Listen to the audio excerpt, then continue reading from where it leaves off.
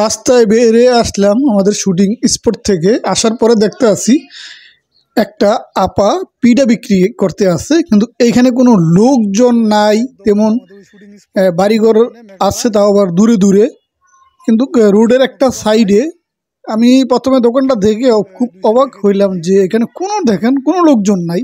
এইখানে একটা পিঠার দোকান, শীতের পিঠা বিক্রি করে, মানে বিষয়টা আমি অবাকই হইলাম। তো ওনাকে আমি জিজ্ঞেস করলাম যে এখানে আপনাদের দোকানটা দিলেন আপা, এখানে কাস্টমার কই? সন্ধ্যার পরে কিছু কাস্টমার আইয়ে। তো উনি বললো যে ভাইয়া আপনি ভিডিও করেন, সমস্যা নাই, আপনি আমার চেহারাটা দেখেন না।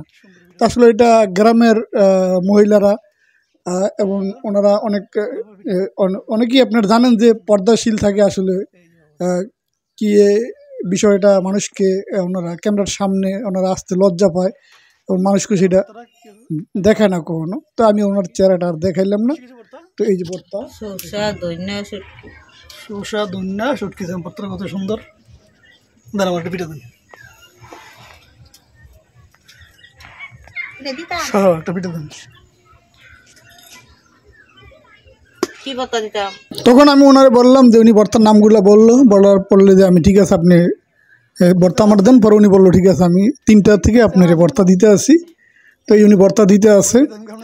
আসলে তবে দোকানটা ছোটো হইলো, কিন্তু ওনার যে আশেপাশে উনি বাপা পিঠা আর চিতল পিঠা বিক্রি করে এবং মানে পয় পরিষ্কার গোছানো, যদিও রাস্তার সাইডে, কিন্তু আসলে যেই পাতিলায় উনি করতে আসে, যেভাবে কাজ করতে আসে খুব গোছানো।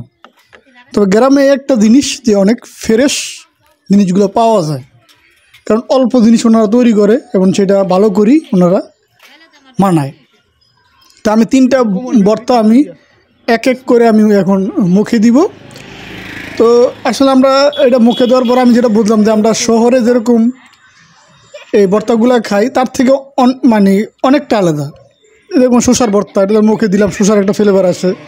শুটকি মাছের ভর্তাটা মুখে দিলাম, সেটাও একটা অন্যরকম একটা টেস্ট, এবং অরিজিনাল শুটকি যে মাছ সেটা একটা ফ্লেভার আছে। তারপরে আরেকটা ভর্তা,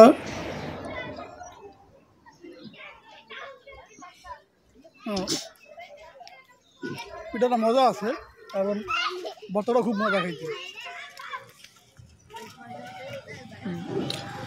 তবে ভর্তাটাও আসলে যেন মজা বললাম, এবং আপনার পিঠাটাও খুব ভালো, তো কিন্তু একটা জিনিস, উনি যেভাবে এখানে লার্কির চুলা যেভাবে উনি পরিশ্রম করে আসলে এই দোকানটা চালায়, কিন্তু সেই হিসাবে ওনার মনে হয় না পরিশ্রমের টাকা ওঠে, কারণ খুবই কম বিক্রি হয়। তারপরও দেখুন পেটের জন্যে নিজেরা আসলে 4টা ডাল ভাত খাবার জন্যে সেই কষ্টটুকু তারা করে।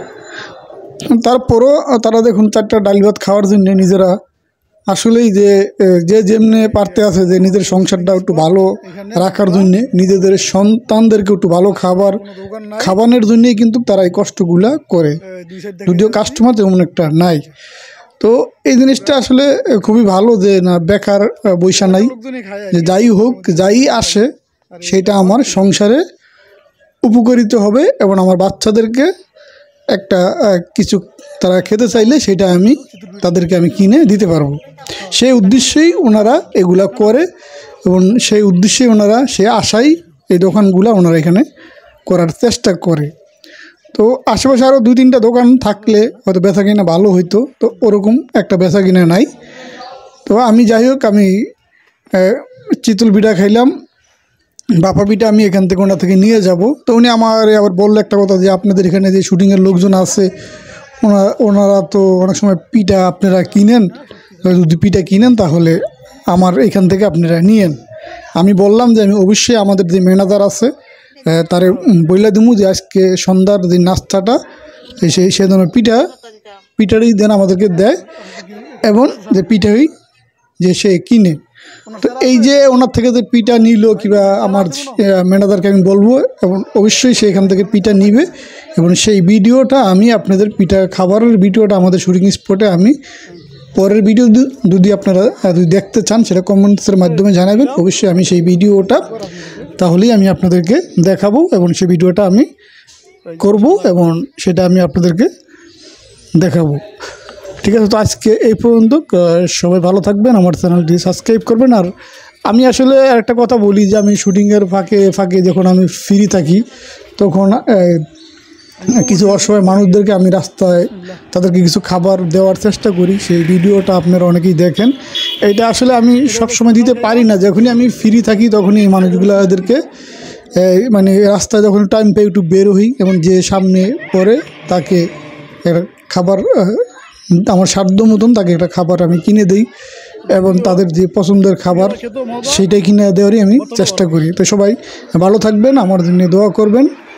আজকে এই পর্যন্ত, আল্লাহ হাফেজ।